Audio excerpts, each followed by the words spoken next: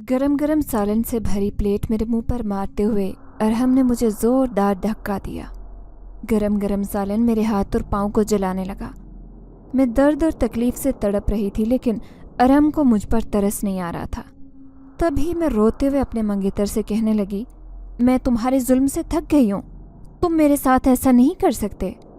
मैंने रोते हुए अरहम से कहा था, तुम्हारा मंगेतर होने के नाते मैं ये हक रखता हूँ कि मैं तुम्हारी इस्लाह करूँ।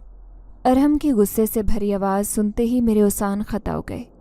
मैं ज़ारो कतार रो रही थी और उस वक्त को याद कर रही थी जब अब्बा ने मेरी मंगनी अरहम से की थी। मैं अपने जिस्म पर पड़े नील के निशान देखकर रोने लगी और अरहम की रोज़ रोज़ की मार खा खा कर मैं तंग आ चुकी थी। मैं सोच कर रो पड़ती थी कि शादी से पहले अरहम का ये हाल है, शादी के बाद मेरा क्या हाल करेगा। मैं अब्बा से कहती कि मुझे अरहम से शादी नहीं करनी, वो अभी मुझे मारता पीटता है तो बाद में मेरा क्या हशर करेगा। अब्बा जेल की सलाखों के पीछे बैठे मेरा सिर्फ दर्द सुन सकते थे, उसका कोई हल निकालना अब्बा के बस में भी नहीं था। जब से मेरी मंगनी अरहम से हुई थी, मुझे एक दिन भी खुशी का देखना नसीब नहीं हुआ। मेरी उम्र की मेरी सहेलियां सब शादी करके अपने अपने घरों में खुशियों भरी ज़िंदगी गुजार रही थी, लेकिन मेरे नसीबों में सिवाय ठोकरों और धोखों के और कुछ नहीं लिखा था। मैं अपनी किस्मत पर आंसू बहा रही थी कि तभी दरवाजे पर दस्तक हुई। मुझ में खड़े होने की ताकत नहीं थी। मैं चीज़ों का सहारा लेते हुए ज़मीन से उठी। मुझसे एक कदम भी चलने की हिम्मत नहीं थी, क्योंकि अरहम ने मुझे बहुत बुरी तरह से पीटा था। मेरी टांगों में बिल्कुल जान नहीं थी कि मैं एक कदम भी चलकर दरवाज़ा खोल सकूं। दरवाजे पर मुसलसल दस्तक हो रही थी और मैं सहारा लेते हुए आहिस्ता आहिस्ता सहन की तरफ जाने लगी। सहन में पहुंचते ही मैंने दर्द भरी आवाज़ में पूछा, दरवाजे पर कौन है? मेरे कानों में मेरी खाला अम्मा की आवाज़ पड़ी, जो मुझसे कह रही थी, चांदनी दरवाज़ा खोलो, मैं आई हूँ। अपनी खाला अम्मा की आवाज़ सुनते ही मेरी आंखों से बेसाख्ता आंसू बहने लगे। खाला अम्मा की आवाज़ सुनते ही मेरे दिल को सुकून और तसल्ली होने लगी। तभी मुझे इस बात का एहसास हुआ कि मेरी खाला अम्मा तो दिल की मरीज़ा है। वो मेरी ऐसी हालत देखेगी तो बर्दाश्त नहीं कर पाएगी। मैंने फ़ौरन उसे अपने ज़ख्मों को छुपाते हुए दरवाज़ा खोलने की हिम्मत की। जैसे ही मैंने दरवाज़ा खोला, खाला अम्मा मुझे देखते ही समझ गई थी कि आज मैं अरहम के जुल्मों का निशाना बनी हूँ। खाला अम्मा दरवाज़ा बंद करते हुए घर के अंदर आने लगी। मैंने बहुत मुश्किल से सहन में चारपाई बिछाते हुए खाला अम्मा से कहा कि आप यहाँ बैठ जाएं, मैं आपके लिए पानी का इंतज़ाम करती हूँ। खाला अम्मा ने मेरी आवाज़ और मेरे चलने से इस बात का अंदाज़ा लगा लिया था कि मेरी तबीयत ठीक नहीं है और मुझे बुरी तरह से पीटा गया है। खाला अम्मा ने मेरा हाथ पकड़ते हुए मुझे अपने पास चारपाई पर बिठाया और मुझसे कहने लगी कि सच बताना, अरहम ने आज तुम्हें फिर मारा है? मेरी खाला बीमार रहती थी, मैं नहीं चाहती थी कि मैं अपने दिल की कोई भी बात अपनी खाला अम्मा पर जाहिर करूं। मैंने खाला अम्मा से कहा कि नहीं, वो मुझे क्यों मारेंगे? आप तो अच्छी तरह से जानती हैं कि वो मुझसे कितनी मोहब्बत करते हैं। मैं काम करते हुए गिर गई थी, पाँव फिसलने की वजह से मेरी टांग पर गहरी चोट आई है। यही वजह है कि मुझसे ठीक से चला भी नहीं जा रहा। मेरा झूठ खाला अम्मा का दिल बहलाने के लिए काफ़ी नहीं था। खाला अम्मा ने मेरी आंखों में छुपे आंसू को बहुत गहराई से पहचान लिया था। खाला अम्मा की आंखों में भी आंसू भर आए। खाला ने मेरे सर पर प्यार देते हुए कहा, तुम्हारा नाम तो तुम्हारी माँ ने चांदनी इसलिए रखा था कि तुम्हारी सारी ज़िंदगी में कभी अंधेरा ना आए, हमेशा चांद की तरह रोशन ही रहो। मैं नहीं जानती थी कि अरहम इस तरह का सख्त दिल इंसान है। अगर मुझे इसके बारे में ज़रा बराबर भी खबर होती तो मैं तुम्हारी मंगनी कभी भी अरहम से ना आने देती। खाला अम्मा रोते हुए मुझसे कहने लगी, अभी भी कुछ नहीं बिगड़ा, तुम अरहम से शादी के लिए इनकार कर दो। मैं रोते हुए खाला अम्मा से कहने लगी, अब्बा लिखकर मुझे अरहम को दे चुके हैं, अब ना चाहते हुए भी मुझे अरहम के साथ ही रहना पड़ेगा। ये फैसला तुम्हारे अब्बा का था, जैसा तुम्हारा बाप खुद था वैसा ही उसने चुनकर दामाद भी ढूंढा। खाला अम्मा अफसोस का इजहार कर रही थी। तभी मैंने खाला अम्मा से कहा कि जो किस्मत में होता है वो तो मिलकर ही रहता है।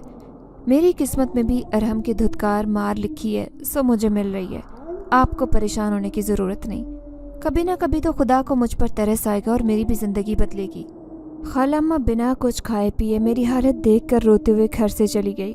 मैं कई घंटे अपनी माँ को याद करके रोती रही। मैं सोच रही थी कि बेटियां भी क्या किस्मत लेकर दुनिया में आती हैं। شادی کے بعد اولاد نہ ہو تو مسئلہ اولاد ہو جائے تو، اور بیٹی ہو تو اس کے نصیبوں سے ڈر لگتا ہے۔ ماں باپ کی تو ساری زندگی ڈر اور خوف میں گزر جاتی ہے۔ مجھے تو اب بیٹی ہونا ایک جرم لگتا تھا۔ ارحم ہمیشہ سے سخت دل نہیں تھے۔ ارحم کا ہمارے گھر آنا جانا تھا۔ کوئی اس بات کو مان ہی نہیں سکتا تھا کہ ارحم کا رویہ اس قدر سخت بھی ہو سکتا ہے۔ سب مجھے کہتے کہ شاید کام نہ ہونے کی وجہ سے ارحم مجھ سے بیزار رہنے لگے ہیں۔ کسی حد تک تو یہ بات ٹھیک بھی تھی۔ کام نہ ہونے کی وجہ سے اکثر ارحم مجھ سے لڑائی جھگڑا کرتے نظر آتے۔ میں یہ سوچ کر رونے لگی کہ میں تو پہلے ہی بہت دکھی تھی، میری تکلیفیں تو پہلے ہی بہت رہی صحیح کسر منگنی کے بعد ارحم نے پوری کر دی۔ مجھے مرد ذات سے نفرت ہونے لگی، میری آنکھوں سے آنسو نکل رہے تھے۔ میری اماں نے بھی ایسے ہی زندگی گزاری تھی۔ ابا کے ظلم و ستم سہتے سہتے اماں نے بھی ساری زندگی روتے ہوئے گزار دی، اور ایک دن ظلم سہتے سہتے اماں نے مجھے اکیلا چھوڑ کر ہمیشہ کے لیے آنکھیں بند کر لی۔ مجھے اسی بات کا دکھ تھا کہ میری ماں نے بھی دکھوں بھری زندگی گزاری تھی، اور آج میرے دکھ بھی مجھے سکھ کا سانس نہیں لینے دیتے تھے۔ سب جانتے تھے کہ جب ایک عورت پر اس کے شوہر کے ظلم و ستم کا دائرہ وسیع ہو جاتا ہے تو ایسے دائرے میں سانس لینا ایک عورت کے لیے کس قدر مشکل ہو جاتا ہے۔ ایسے حالات سے ہی لڑتے لڑتے میری ماں چلی گئی تھی۔ اب خالہ اماں مجھے تسلی دیتی اور سمجھاتی، اور اکثر مجھ سے کہتی کہ نماز پڑھا کرو اور اپنے حق میں دعا کیا کرو، بے شک اللہ مظلوم کی دعا قبول کرنے والا ہے۔ وقت ایسے ہی گزرتا گیا اور میری منگنی کو 1 سال ہو گیا، لیکن میرے منگیتر کی عادت میں ذرا برابر تبدیلی نہیں آئی۔ تبھی ایک دن خالہ اماں میرے گھر آئی اور مجھ سے سرگوشی میں ایک بات ایسی کہنے لگی جس پر عمل کرنے کے بعد میری زندگی نے ایک نیا موڑ لیا۔ میرا نام چاندنی ہے، میں ایک گاؤں کی رہائشی ہوں، میں غریب طبقے سے تعلق رکھتی ہوں۔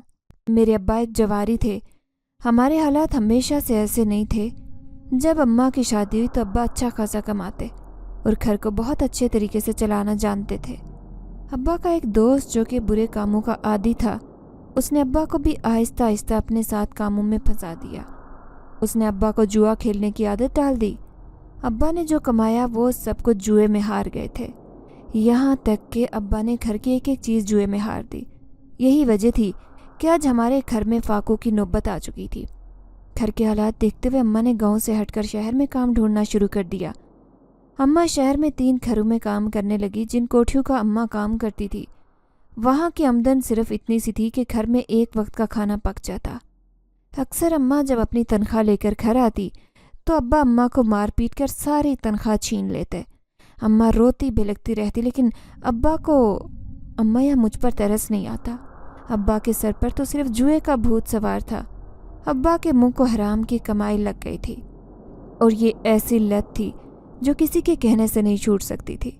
اماں نے ابا کو بہت سمجھانے کی کوشش کی کہ ہمارے کون سے زیادہ بچے ہیں، جا کر ایک بیٹی ہی تو ہے، ہم اپنی بیٹی کو اچھا مستقبل نہیں دے سکتے کیا؟ کیا اور لوگوں کی طرح ہم اپنی بچی کو پڑھا لکھا نہیں سکتے؟ ابا جب بھی اماں کے منہ سے ایسی باتیں سنتے تو اماں کو بہت مارتے اور کہتے کہ مجھے میڈم بن کر لیکچر مت دیا کرو۔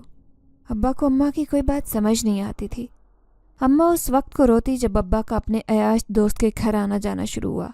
اس کی اپنی زندگی تو تباہ ہو چکی تھی، اس نے ابا کی زندگی میں بھی سکون نہیں رہنے دیا۔ گھر کی ہر چیز بک چکی تھی، یہاں تک کہ گھر کا بستر تک ابا نے بیچ دیا۔ اماں جہاں کام کرتی وہاں سے ایک چٹائی لے کر آئی تھی۔ اب میں اور اماں چٹائی پر ہی سویا کرتے۔ زمین پر بچھی چٹائی پر مجھے نیند نہیں آتی تھی، ساری رات روتے گزر جاتی۔ میں ننھی سی جان اماں کی گود میں ہی سویا کرتی تھی۔ اماں ساری رات مجھے گود میں لے کر چٹائی پر بیٹھی رہتی اور بیٹھے بیٹھے ہی سو جایا کرتی۔ جیسے ہی میں بڑی ہوتی گئی، ابا کے ظلم و ستم گھر میں بڑھتے ہی چلے گئے، اس لیے مجھے ابا بالکل بھی اچھے نہیں لگتے تھے۔ میں نے کبھی بھی اپنے باپ کو محبت کی نگاہ سے نہیں دیکھا، کیونکہ میں نے کبھی اپنے باپ سے محبت پائی نہیں تھی۔ میرے باپ کو کبھی میری کسی چیز کی پرواہ نہیں رہی۔ میری ہر چیز کا خیال میری ماں رکھتی تھی، اس لیے میں اماں پر اپنی جان نچھاور کرتی اور ابا سے کوسوں میل دور بھاگتی۔ وقت گزرتا گیا اور میں جوان ہونے لگی۔ اب میں بھی اماں کے ساتھ گھروں کا کام کرنے جایا کرتی۔ مجھے اماں گھر میں اکیلا نہیں چھوڑ سکتی تھی، کیونکہ ابا اکثر اپنے جواری دوستوں کو گھر لے آیا کرتے اور کئی کئی گھنٹے گھر میں ہی جوا کھیلتے رہتے۔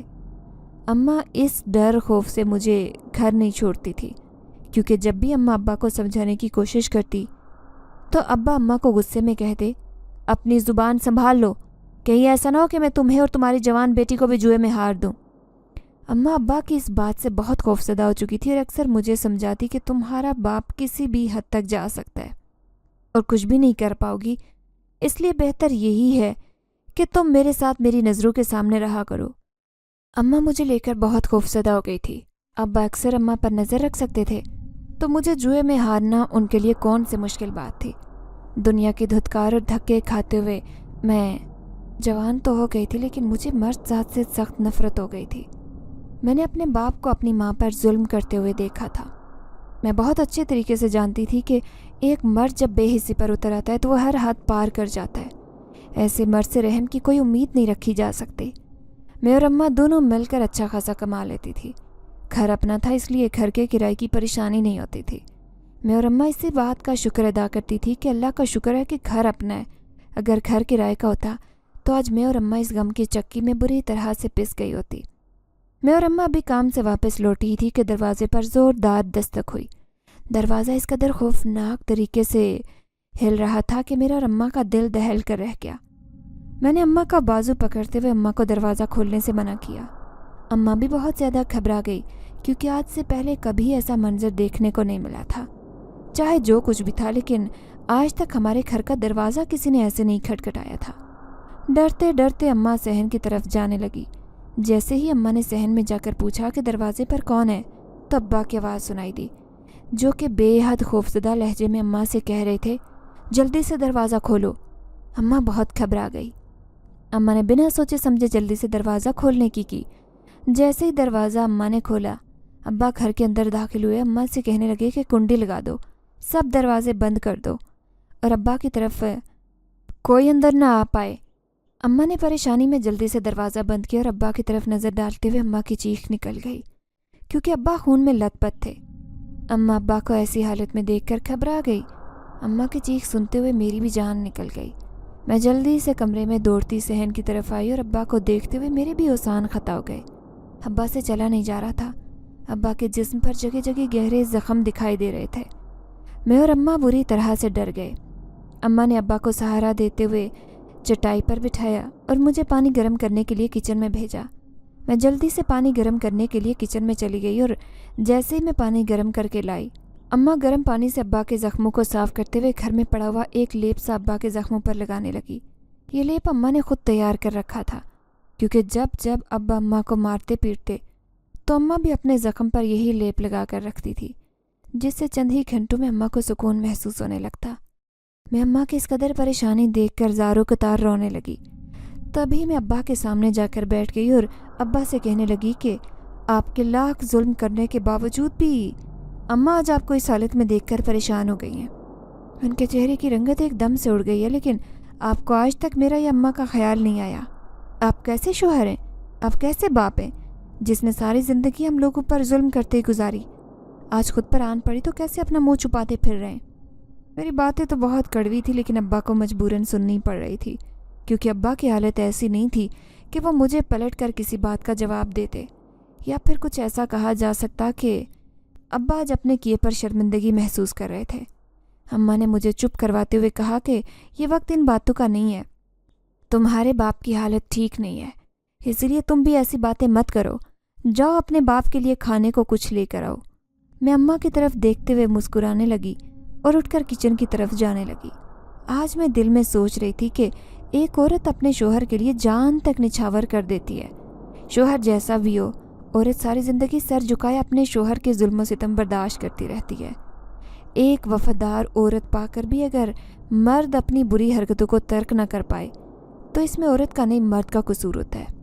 وہ مرد بدقسمت ہوتا ہے جو اپنی وفادار عورت کو پا کر بھی در در کی ٹھوکریں کھاتا رہتا ہے۔ ایسے مردوں کے نصیبوں میں سوائے ٹھوکروں کی اور کچھ نہیں ہوتا۔ میرے دل میں طرح طرح کی باتیں آ رہی تھی۔ میں کچن سے کھانا لے کر ابھی باہر نکلی تھی کہ صحن میں مجھے 2 آدمی دکھائی دیے۔ انہیں دیکھتے ہی میری چیخیں نکل گئی۔ ان آدمیوں نے مجھے گھیر لیا تھا۔ میرے ہاتھ سے کھانے کا تھال زمین پر جا گرا۔ میری چیخ سنتے ہی اماں نے صحن میں قدم رکھا ہی تھا کہ دوسری آدمی نے اماں کو اپنے گھیرے میں لیتے ہوئے کہا کہ کہاں ہے تمہارا جواری شوہر؟ اماں کے الگ سے خوف کی وجہ سے آواز تک نہیں نکل رہی تھی۔ تبھی اس نے ایک زوردار تھپڑ اماں کے منہ پر مارتے ہوئے کہا، مجھے بتاؤ تمہارا شوہر کہاں ہے؟ اماں نے کپکپاتی آواز میں اس آدمی سے کہا کہ وہ گھر پر نہیں ہے۔ تبھی اس نے ایک اور تھپڑ اماں کی گال پر لگاتے ہوئے کہا کہ جھوٹ بولتی ہو، میں نے خود اسے گھر کے اندر آتے دیکھا ہے۔ ابھی وہ دونوں آدمی ہمیں گھیرے ہوئے تھے کہ پولیس کے چند آدمی دیوار پھلانگ کر گھر کے اندر داخل ہوئے۔ جیسے ان آدمی نے پولیس کو دیکھا تو انہوں نے بھاگنے کی کوشش کی، مگر وہ اس کوشش میں ناکام رہے کیونکہ پولیس نے ہمارے گھر کو چاروں طرف سے گھیر لیا تھا۔ میں بہت خوفزدہ ہو گئی۔ تبھی پولیس نے مجھے اور اماں کو تسلی دیتے ہوئے کہا کہ پریشان مت ہو، اب کوئی خطرہ نہیں ہے۔ آپ اپنے شوہر کے بارے میں بتائیں کہ وہ کہاں ہے، ورنہ ہمیں مجبوراً آپ کے گھر کی تلاشی لینی ہوگی۔ اماں نے تو ابھی کچھ نہیں بولا تھا کہ بے ساختہ میں نے پولیس والے سے کہا کہ میرے ابا اندر بیٹھے ہیں۔ میری بات سن کر پولیس والا اندر گیا اور ابا کو بے ہوش پا کر ایمبولینس کو کال کرنے لگا۔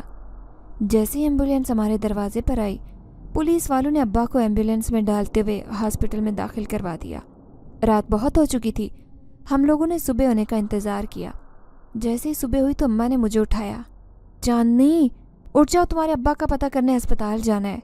میں بھی بڑبڑا کر اٹھ گئی۔ رات کا واقعہ ابھی تک میرے دماغ میں چھایا ہوا تھا، مجھے بے حد خوف اور ڈر محسوس ہو رہا تھا۔ تبھی اماں نے مجھے تسلی دیتے ہوئے کہا کہ اب سب حالات قابو میں ہیں، ڈرنے کی کوئی ضرورت نہیں، مجھے تمہارے ابا کی فکر کھائی جا رہی ہے، اس لیے جلدی سے چادر پکڑو اور میرے ساتھ ہاسپٹل چلو، نہ جانے تمہارے ابا کس حالت میں ہوں۔ مجھے اماں پر ترس آ رہا تھا، اتنا کچھ سہنے کے بعد بھی اماں کو ابا کی فکر تھی، لیکن ابا کے اندر ذرہ برابر انسانیت نہیں تھی۔ آج ہمیں جن مشکلات کا سامنا کرنا پڑ رہا تھا ان سب کے ذمہ دار ابا ہی تھے۔ اماں کے بار بار کہنے پر میں نے چادر پکڑی اور اماں کے ساتھ ہاسپٹل جانے کے لیے گھر سے نکلی۔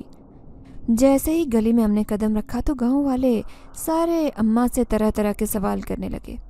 اماں ایک دم پریشان ہو گئی۔ تبھی چیختے ہوئے میں نے گاؤں والوں سے کہا کہ مدد کے لیے تو آپ لوگوں میں سے کوئی بھی باہر نہیں نکلتا، اور جب اس طرح کی باتیں ہوتی ہیں تو تماشائی بن کر خبرگیری کرنے آ جاتے ہو۔ میری بات سنتے ہوئے سب گاؤں والوں نے ابا کو برا بھلا کہا۔ مجھے اس بات کا کوئی فرق نہیں پڑتا تھا کہ ابا کو کس الفاظ سے کوئی بلاتا ہے، یہ سب بیج ابا کا بویا ہوا تھا۔ میں یہ سوچتے ہوئے اماں کا بازو پکڑ کر ہسپتال لے جانے لگی۔ جیسے ہی ہاسپٹل پہنچے تو ابا ہوش میں آ چکے تھے۔ ابا کی حالت پہلے سے کافی بہتر تھی۔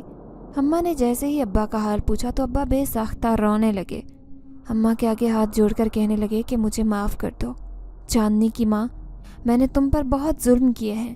آج پہلی دفعہ میں نے اپنے ابا سے اپنا نام سنا تھا۔ میری روح نے اس آواز کی تاثیر کو محسوس کیا تھا۔ پہلی دفعہ اپنے باپ کے منہ سے اپنا نام سنتے ہوئے مجھے بے حد خوشی ہوئی۔ میرا سارا غصہ ٹھنڈا ہو چکا تھا۔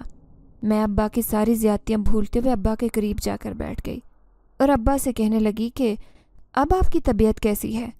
میرا اتنا پوچھنا تھا کہ ابا نے میرے آگے ہاتھ جوڑتے ہوئے معافی مانگی۔ ابا زاروں قطار رو رہے تھے اور کہہ رہے تھے کہ مجھے معاف کر دو، میری وجہ سے ہی یہ سب کچھ ہوا ہے۔ اماں ابا کو تسلی دینے لگی اور کہنے لگی کہ آپ جلدی سے ٹھیک ہو کر گھر آ جائیں۔ تبھی ابا نے اماں کو بتایا کہ میرا گھر آنا ممکن نہیں ہے، مجھے عمر قید کی سزا سنائی گئی ہے، کیونکہ میں جوئے میں چاندنی کو ہار بیٹھا تھا، اور جب میں نے چاندنی کو اس جواری کے ہاتھوں سونپنے سے انکار کیا تو اس نے میرے ساتھ جھگڑا شروع کر دیا۔ اس جھگڑے میں اس کا بیٹا میرے ہاتھوں زخمی ہو گیا اور زخموں کی تاب نہ لاتے ہوئے اس کا بیٹا مر گیا، اس لیے اس جرم کی سزا میں مجھے عمر قید سنائی گئی ہے۔ ابا کے منہ سے سنتے ہوئے ان الفاظوں نے میرے دل پر ایک ایسی مہر لگا دی جس سے مجھے خود سے نفرت ہونے لگی۔ مجھے اپنا وجود ایک بوجھ سا لگنے لگا۔ اماں نے جب ابا کی یہ بات سنی تو اماں ابا سے کہنے لگی، آخر کار آپ نے وہی کیا جس کا مجھے ڈر تھا، آپ ایک باپ ہو کے ایسا کیسے کر سکتے ہیں؟ ابا نے اماں سے کہا کہ اسی بات کی تو میں تم دونوں سے معافی مانگ رہا ہوں، مجھے معاف کر دو۔ اماں کو اس بات کا بہت گہرا صدمہ پہنچا۔ اماں نے ابا سے کہا کہ خود تو آپ جیل چلے جائیں گے، جس کا بچہ مرا ہے وہ مجھے اور میری بچی کو زندہ چھوڑیں گے کیا؟ اماں ابا سے روتے ہوئے یہ سب کہہ رہی تھی۔ تبھی اماں نے میرا ہاتھ پکڑا اور ہاسپٹل سے باہر آنے لگی۔ اماں روتے ہوئے سڑک پر جا رہی تھی کہ ایک تیز رفتار گاڑی میری ماں کو کچلتے نکل گئی۔ میری آنکھوں کے سامنے میری ماں نے دم توڑ دیا۔ میں اپنی ماں کے سائے سے محروم ہو چکی تھی۔ مجھے کوئی ہوش نہیں رہا، میں بے ہوش ہو گئی۔ جب میری آنکھ کھلی تو میں نے خود کو اپنے گھر پایا۔ میں کئی دن کی بے ہوشی کے بعد ہوش میں آئی۔ اماں کی تدفین ہو چکی تھی اور میرے پاس میری خالہ اماں بیٹھی آنسو بہا رہی تھی۔ جیسے ہی انہوں نے مجھے ہوش میں آتے دیکھا تو وہ میرے ساتھ لگ کر رونے لگی۔ میں نے ہوش میں آتے ہی اپنی ماں کے بارے میں پوچھا۔ خالہ اماں نے بتایا کہ تمہاری ماں تمہیں چھوڑ کر جا چکی ہے۔ میرے سر پر غموں کا پہاڑ ٹوٹ گیا تھا۔ خالہ اماں کو میرے پاس آئے 1 ہفتہ گزر گیا۔ اب خالہ مجھے گھر پر اکیلا چھوڑ کر نہیں جانا چاہتی تھی۔ تبھی خالہ نے کہا کہ تمہیں میرے ساتھ شہر جا کر رہنا ہوگا۔ میں نے اپنا گاؤں نہیں چھوڑنا تھا کیونکہ اس گھر میں میری ماں کی یادیں تھیں۔ میں نے خالہ کو ان کے ساتھ جانے سے انکار کر دیا۔ جب میں نے خالہ اماں سے ابا کے بارے میں پوچھا تو مجھے پتہ چلا کہ ابا جیل میں ہیں۔ میں نے پولیس اسٹیشن جا کر ابا سے ملاقات کی کوشش کی۔ پولیس والا نیک تھا جس نے میرے باپ سے میری ملاقات کروا دی۔ ابا سے ملاقات کرنے پر میں نے ابا کو بہت برا بھلا کہا اور بہت سی باتیں سنائی۔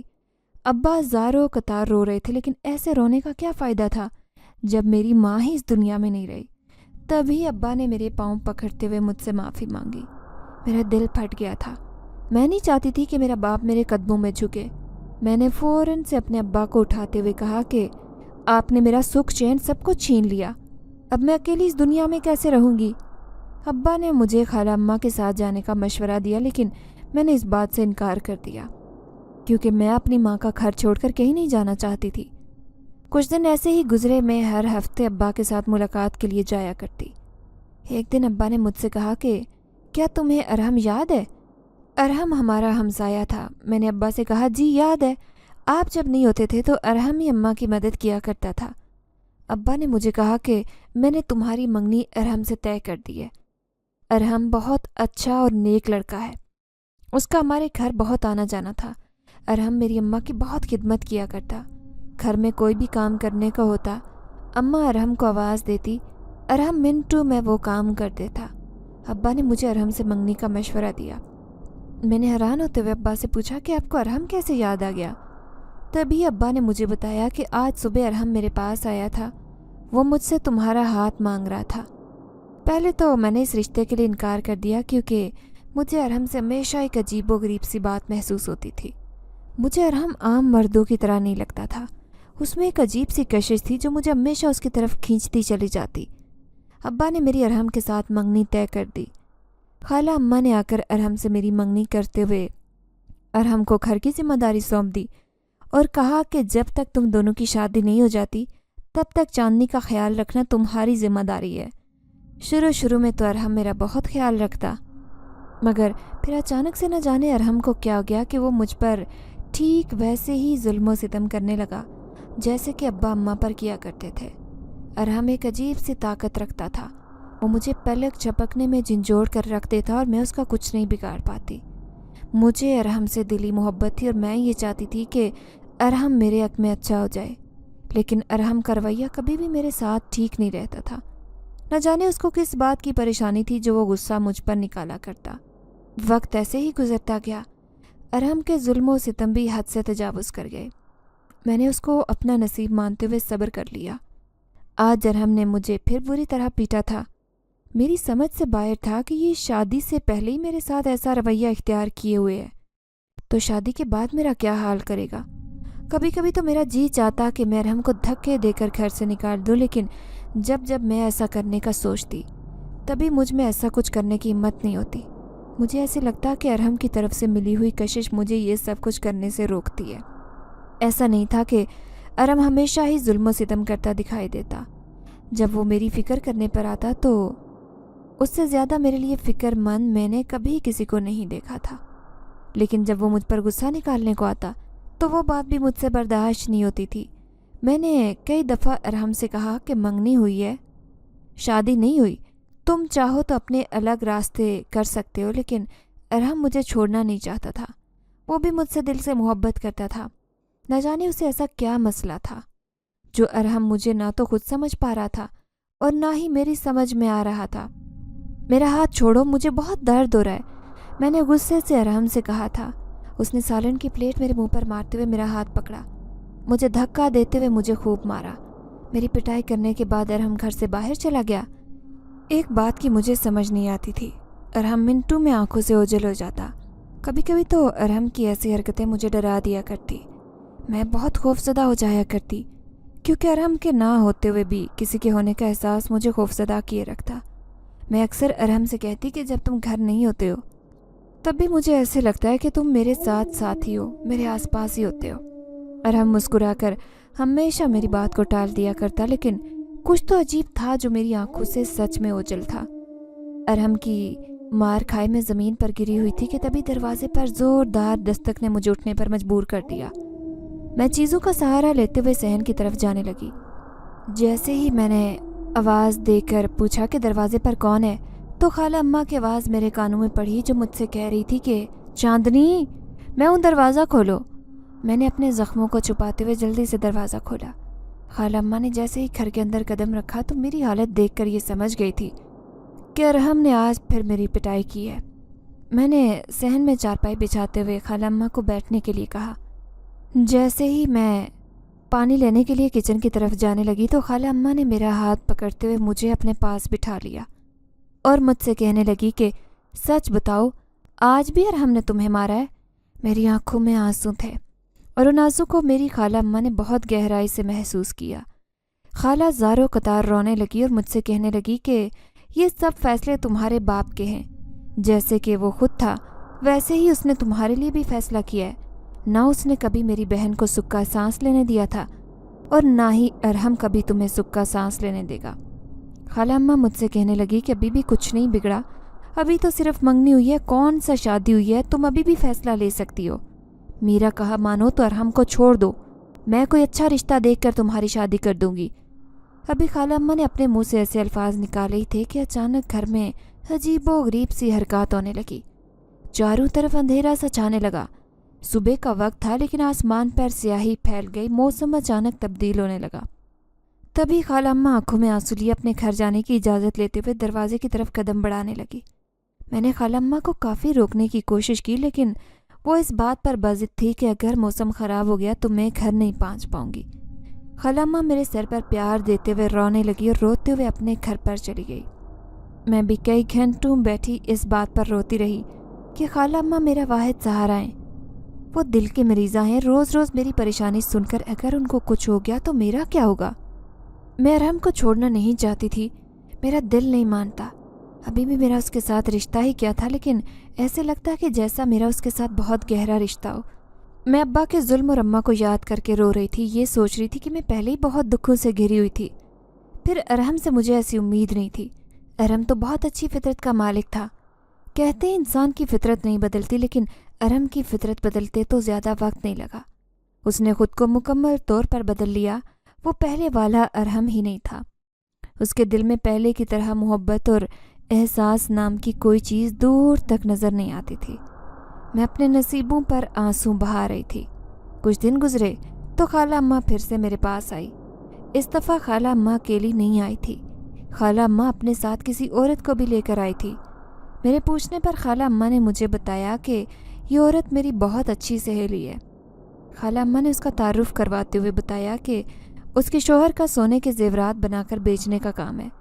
खाला अम्मा ने उस औरत की कहानी सुनाते हुए मुझे बताया कि इसकी बेटी बहुत खूबसूरत थी। एक जगह उसका रिश्ता तय हुआ। शादी के बाद उसकी बेटी पर उसका शोहर और ससुराल वाले तरह तरह के जुल्म सितम करते। इसका शोहर अपनी हरकतों से कभी किसी सूरत बाज नहीं आता था। लड़ाई झगड़े इस कदर बढ़ गए कि तलाक तक नौबत पहुंच चुकी थी। खाला अम्मा ने बताया कि ये सहेली किसी इमाम साहब के पास गई थी। वहाँ से अपनी बेटी के शोहर को राह रास्त पर लाने के लिए एक वजीफ़ा पूछ कर आई थी। इमाम साहब ने एक बहुत ही कारआमद वजीफ़ा उसकी बेटी के शोहर के लिए बताया, जिसको करने के बाद उसकी बेटी का शोहर राह रास्त पर आ गया। वो ना सिर्फ अपनी बीवी की हर बात मानता बल्कि उसके खिलाफ किसी की बात तक नहीं सुनता। मैं उसे अपने साथ लेकर आई हूँ। तुम उसकी बात गौर से सुनो, वही वजीफ़ा करो ताकि तुम्हारा मंगेतर तुम्हारे हक़ में बेहतर हो जाए। मैं भी अब अरहम के जुल्म सितम से बहुत तंग आ चुकी थी, इसीलिए मैंने उसे सबक सिखाने का सोचा। मैंने अपने मंगेतर को सबक सिखाने का सोचते हुए उस औरत से सारी तफसील मालूम कर ली।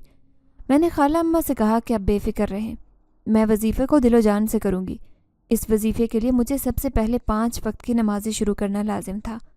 मैंने अपनी नमाज़ों की पाबंदी करते हुए 5 वक्त की नमाज़ें अदा करना शुरू कर दी। نمازوں کے ساتھ میں نے تہجد کی بھی روٹین بنانے کا ارادہ کیا۔ میں تہجد پڑھنے لگی اور وہ وظیفہ جو وہ عورت مجھے بتا کر گئی تھی، میں جب وظیفے کو شروع کرنے کا سوچتی تو کوئی نہ کوئی مسئلہ پیش آ جاتا، کوئی نہ کوئی ایسی رکاوٹ میرے آڑے آ جاتی کہ میں وہ وظیفہ کر ہی نہیں پاتی۔ اب میں تہجد تو پڑھتی تھی، باقی کی نمازیں بھی ادا کرتی، لیکن وظیفہ نہ کر پاتی۔ آج جب ارحم گھر آیا تو میری طبیعت ٹھیک نہیں تھی۔ اس نے مجھ سے دن کے وقت لیٹنے کی وجہ پوچھی۔ جیسے ہی میں نے ارحم کو اپنی طبیعت کے بارے میں بتایا تو وہ غصے بھری نگاہوں سے دیکھنے لگا۔ میں تو اس کے دیکھنے کے انداز سے ہی خوفزدہ ہو جاتی۔ اس کے دیکھنے کا انداز اس قدر عجیب و غریب سا تھا کہ مجھے ڈرا کر رکھ دیتا۔ میں نے آج سے پہلے ارحم کی آنکھوں میں اس طرح کا خوف نہیں دیکھا تھا۔ آج ارحم کی آنکھیں عجیب و غریب قسم کا منظر پیش کر رہی تھی۔ وہ اس قدر گھور کر مجھے دیکھ رہا تھا کہ میں اسے نظریں نہیں ملا پا رہی تھی، کیونکہ اس کی آنکھوں سے آنکھیں ملاتے ہوئے مجھے بہت خوف آ رہا تھا۔ میں گھبراتے ہوئے اس کے قریب سے اٹھ کر باہر جانے لگی۔ جیسے ہی میں نے باہر جانے کے لیے کمرے سے قدم باہر رکھا، اس نے بری طرح سے میرے بازو کو کھینچتے ہوئے مجھے چارپائی کی طرف دھکیلا۔ آج تو ارحم میں مجھے کسی اور کی طاقت محسوس ہو رہی تھی۔ کچھ دیر تک ارحم نے اپنا رویہ ایسے ہی رکھا، پھر آج وہ مجھے مارے بغیر ہی گھر سے باہر چلا گیا۔ اس کے گھر سے باہر جاتے ہی میں نے دل سے اس بات کا تہیہ کر لیا کہ میں یہ وظیفہ شروع کر کے رہوں گی۔ اب میں تہجد ہونے کا انتظار کرنے لگی، کیونکہ میں نے سن رکھا تھا کہ تہجد میں ہر دعا قبول ہوتی ہے۔ اس وقت اللہ آپ کے زیادہ نزدیک ہو کر آپ کی دعاؤں کو قبول کرتا ہے۔ میں نے یہی سوچتے ہوئے تہجد کی نماز ادا کی۔ جب میں نے تہجد کی نماز ادا کی تو پھر میں نے اس عورت کے بتائے ہوئے وظیفے کو کرنے کا ارادہ کیا۔ میں اپنے مکمل ارادے کے ساتھ قرآن پاک کھول کر جائے نماز پر بیٹھ گئی اور سورہ جن کی تلاوت کرنے لگی۔ میں نے اپنے پاس مٹی کا ایک پیالہ رکھا جو پانی سے بھرا ہوا تھا۔ اس پیالے پر میں سورہ جن کی تلاوت کر کے پھونک مار رہی تھی۔ اس عورت کے مطابق مجھے 7 دفعہ سورہ جن کی تلاوت کرنی تھی اور 7 دفعہ ہی اس مٹی کے کچے پیالے میں پڑے پانی پر پھونک مارنی تھی۔ میں نے عمل ایسے ہی کیا۔ یہ عمل 21 دن کا تھا اور مجھے مسلسل 21 دن اس عمل کو کرنا تھا۔ میں بنا گھبرائے پورے یقین اور اعتقاد کے ساتھ عمل کرنے لگ گئی۔ جیسے ہی میرے 21 دن پورے ہوئے تو میں نے سورہ جن کا دم کیا ہوا پانی اپنے منگیتر پر پھینکا۔ جیسے ہی میں نے وہ دم کیا ہوا پانی اپنے منگیتر پر پھینکا تو ارحم کا چہرہ دیکھتے ہی تبدیل ہونے لگا۔ وہ ایک ایسی خوفناک شکل اختیار کر گیا کہ اسے دیکھتے ہوئے میرا دل دہل کر رہ گیا۔ میں خوف کے مارے چیخیں مارنے لگی، کیونکہ ارحم بالکل ہی بدل چکا تھا۔ اس کا اپنا چہرہ اپنا نہیں رہا تھا، وہ ایک عجیب سی مخلوق میں تبدیل ہو گیا تھا۔ پانی اس کے جسم پر گرتے ہی وہ تڑپنے لگا۔ میں اس کی تڑپ کی وجہ نہیں جانتی تھی۔ تبھی مجھے کچھ دیر بعد اس پانی کا اثر کم ہوتا محسوس ہوا۔ ارحم نے مجھ سے اپنی اصلی حالت میں آ کر میرے سامنے کھڑا ہو گیا اور مجھ سے کہنے لگا، میں تمہارا یہ احسان زندگی بھر نہیں بھولوں گا۔ میں ایک جن زادہ ہوں اور تم نے سورہ جن کی تلاوت کر کے مجھ پر جو پانی پھینکا، اس کے نتیجے میں میں اپنی اصلی حالت میں آ گیا ہوں اور میں بہت خوش ہونے کے ساتھ تمہارا شکر گزار ہوں۔ ارحم کی یہ بات سن کر تو میرے پیروں تلے سے زمین ہی نکل گئی۔ مجھے کچھ سمجھ نہیں آ رہی تھی کہ اب میں کیا کروں۔ میں نے خوف کے مارے سامنے کھڑی مخلوق سے دور ہٹتے ہوئے کہا کہ کون ہو تم اور میرا منگیتر کہاں پر ہے؟ وہ مسلسل مجھ سے کہنے لگا کہ میں ہی تمہارا منگیتر ہوں، میرا نام ہی ارحم ہے، لیکن میں ایک جن زادہ ہوں اور تم نے اپنا پڑا ہوا پانی مجھ پر پھینک کر میری اصلیت جان لی ہے۔ کچھ دیر بعد وہ دوبارہ سے انسانی شکل اختیار کرنے لگا۔ اب مجھے اس بات کا مکمل یقین ہو گیا تھا کہ ارحم ایک انسانی مخلوق نہیں بلکہ جناتی مخلوق سے تعلق رکھتا ہے۔ میں ارحم سے بے حد خوفزدہ ہو گئی۔ تبھی ارحم نے میرا شکریہ ادا کرتے ہوئے مجھ سے کہا، تمہارا بہت شکریہ، آج تمہارے پھینکے ہوئے پانی سے مجھے دوبارہ زندگی ملی ہے۔ میں اس کی بات سن کر حیران ہو گئی۔ اس نے مجھے بتایا کہ میں کوہ کاف کے شہنشاہ جنات کا اکلوتا بیٹا ہوں۔ کوہ کاف پر رہتے ہوئے مجھ سے ایک ایسی گستاخی ہو گئی تھی جس کی سزا کے طور پر مجھے زمین پر بھیج دیا گیا اور مجھے انسانی فطرت میں رہنے کا حکم دیا گیا۔ میں تب تک انسانی فطرت اختیار کیے رکھتا جب تک مجھ سے محبت کرنے والی یا کوئی کرنے والا میرے اوپر سورہ جن کی تلاوت کر کے پانی نہ پھینکتا، تب تک میں اپنی اس فطرت کو چھوڑ نہیں سکتا تھا۔ یہی وجہ تھی کہ میں انسان کی فطرت اختیار کیے ہوئے تم پر ظلم و ستم کرتا رہا۔ یہ انسانی فطرت ہی ہے کہ انسان پل میں تولا اور پل میں ماشا ہو جاتا ہے۔ میرے اندر بھی سزا کے طور پر اس فطرت کو ڈال دیا گیا تھا۔ ارحم کی داستان سنتے ہوئے میرا تو دل ہی کانپ اٹھا۔ میں اس سے بہت زیادہ ڈر رہی تھی۔ تبھی ارحم نے میرے پاس بیٹھتے ہوئے اپنے ہاتھ جوڑے اور مجھ سے کہنے لگا، میں آج جو کچھ بھی ہوں تمہاری وجہ سے ہوں۔ آج تمہاری وجہ سے مجھے دوبارہ زندگی ملی ہے۔ میں دوبارہ لوٹ کر کوکاف نہیں جانا چاہتا۔ میں تم سے بے انتہا محبت کرتا ہوں۔ میں تم سے شادی کرنا چاہتا ہوں۔ میں ارحم کی بات سن کر پریشان تھی۔ میں نے ڈرتے ہوئے ارحم سے کہا کہ اگر میں تم سے شادی کرنے سے انکار کروں تو کیا تم مجھے کھا جاؤ گے؟ ارحم مسکرانے لگا اور کہنے لگا، میں تمہیں کیوں کر کھاؤں گا؟ میں نے سن رکھا تھا کہ جنات انسانوں کو کھا جاتے ہیں، خاص کر کے ان انسانوں کو جو ان کا کہا نہیں مانتے۔ ارحم نے ایک زوردار کہکا لگایا۔ وہ مجھ سے کہنے لگا، یہ سب کچھ کہانیوں میں ہوتا ہے، اصلیت میں ایسا کچھ نہیں ہوتا۔ میں نیک جن ذات سے تعلق رکھتا ہوں، اس لیے میں ہمیشہ لوگوں کی مدد کرنے میں ہی مصروف رہتا تھا۔ میری ایک چھوٹی سی غلطی کی وجہ سے مجھے انسانی فطرت کا ڈھانچہ بنا کر زمین پر بھیج دیا گیا۔ میرے پوچھنے پر ارحم نے مجھے بتایا کہ انسان کی فطرت ہے جھوٹ بولنا۔ میں نے بھی اپنی ماں کے ساتھ جھوٹ بولا تھا اور اس گستاخی کی وجہ سے مجھے یہ سزا سنائی گئی۔ میں بہت خوفزدہ تھی۔